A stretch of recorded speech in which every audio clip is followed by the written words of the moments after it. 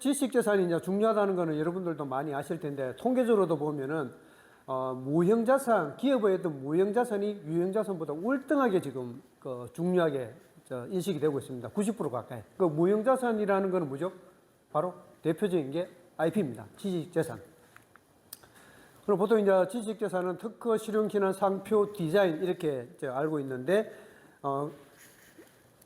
특허는 조금 좀 큰 발명이고 우리가 흔히 아는, 실용신화는 좀 작은 발명이라고 생각하시면 됩니다. 그리고 디자인 같은 경우는 뭐 차를 예를 들면 이제 차체 모양이라든지 이런 거, 그 상표는 이제 브랜드를 말하는 거고요.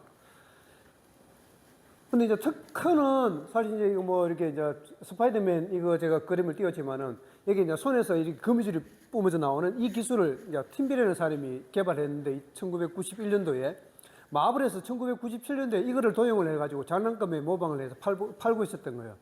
그래서 팀빌이 마블한테 이거는 내 특허니까 사용료 내라 해가지고 이제 그 라이센스 비용을 받는데 뭐 97년도 그 당시에 일시불로 50만 불을 받고 판매액의 3%를 이렇게 받는 거였어요. 수입 엄청나게 많이 벌었겠죠. 이 기술을 개발한 사람은. 근데 이렇게 많이 벌어도 이 특허는 20년이 지나면은 특허가 끝나요. 그래서 이 팀블이라는 사람도 마블한테서 20년 동안만 이 라이센스를 비용을 받은 거죠. 근데 상표는 안 그렇습니다. 이게 상표는 사용하는 만큼 계속 값어치가 불어나고, 상표는 존속기간이라는 게 없어요. 10년 단위로 계속 존속을 하게 되면은, 갱신 등록을 하게 되면은 상표는 계속 사용할 수가 있습니다. 특허는 아무리 좋은 기술이라도 20년이면은 더 이상 내 것이 아니에요. 비아그라가 그렇게 좋은 약품이지만은, 기술이지만은 20년 지나고 나니까 비아그라를 모방한 제품들이 얼마나 많이 나왔어요. 이 비아그라는 더 이상 권리를 주장할 수 없는 거예요. 그 특허는 20년. 상표는 그렇지 않다는 거예요. 사용하는 만큼 눈덩이가 불어나듯이, 굴리면 눈덩이 불어나듯이 상표는 재산적 가치가 불어나는 거예요. 그래서 애플이라든지 삼성이라든지 유명 글로벌 기업들의 브랜드 가치가 이 정도 됩니다. 어마어마한 거죠. 그래서 소상공인들이 가장, 소상공인들에게 필요한 IP는 이제 뭐 특허, 상표, 디자인 쭉 있지만은, 소상공인들이 가장 밀접하게 관련되는 거는 상표하고 디자인이라고 볼 수 있고요. 저작권도 일부 좀 아시면 좋은 겁니다. 근데 간단하게 먼저 이제 특허를 말씀드리면은, 특허는 이 세상에서 제일 먼저 나온 거야 되고, 또 먼저 출원해야 돼요. 똑같이 누가 기술을 개발했는데 다른 사람이 먼저 출원하면 더 이상 내 게 아닌 거예요. 그래서 먼저 출원하는 게 되게 중요한 겁니다.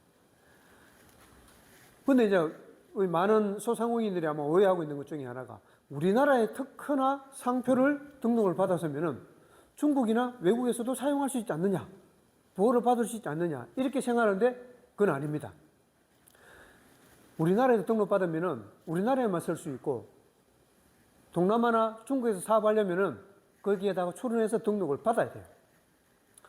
근데 문제는 특허도 그렇고 디자인도 그렇고, 일단 어느 한 국가에서 공개가 된다든지 아니면 출원이 되면은 그 기술은 더 이상 다른 나라에서는 특허를 받을 수가 없어요.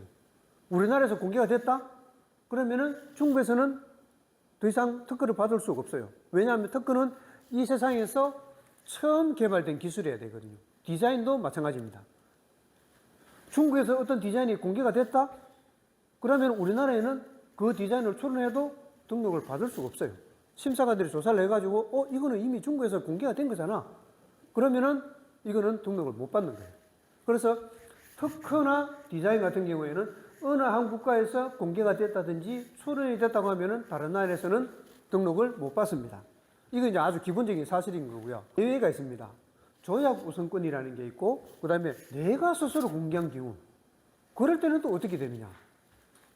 이제 내가 스스로 공개한 경우는 제가 이제 디자인에서 제가 설명을 드릴 거고, 조약 우선권 같은 경우에는 우리나라 이제 2023년 2월 20일에 출원을 했어요. 그러면은 중국에 10월 20일에 출원하게 되면은 이미 한국에서 공개가 된 거기 때문에 원래는 내가 등록을 못 받아요. 하지만은 조약 우선권이라는 게 있어요. 파리 조약 우선권이라는 게 있거든요. 이거를 주장하면서 중국에다가 출원하게 되면은 이 출원일을 중국에서 10월 20일 날 출원했지만은 내 특허 출원일을 2월 20일로 소급을 받을 수 있는 거예요. 그래서 이것도 이제 1년 안에 우선권 주장을 해야 되는 거고, 만약에 1년이 지나버리잖아요. 그러면은 우선권 주장이 할 수가 없기 때문에 어느 나라든 특허 등록은 받을 수가 없습니다.